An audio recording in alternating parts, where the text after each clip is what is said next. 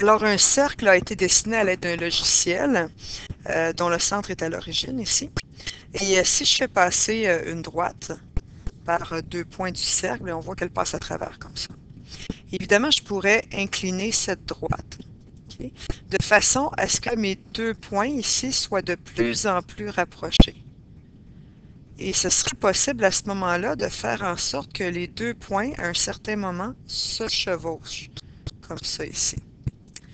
Ce qu'il y a de particulier, peu importe où je place mon autre point ici, si je bouge de façon à avoir deux points qui sont superposés, pardon, qui sont superposés ici comme ça, bien, si je fais apparaître le rayon, j'ai l'air d'avoir un angle de 90 degrés.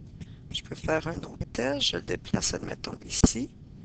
Si je fais le même principe, je la bouge ici, j'ai l'air d'avoir un 90 degrés. Puis ce serait logique parce que dès qu'on pense qu'on a 90 ici, 90 ici, on ne touchera plus d'un bord ou de l'autre à un autre point. Je vais faire apparaître l'angle, puis on voit qu'à un infime degré près, en fait, je vais prendre le point qui serait un petit peu plus comme ça, admettons, pour que vous voyez mieux.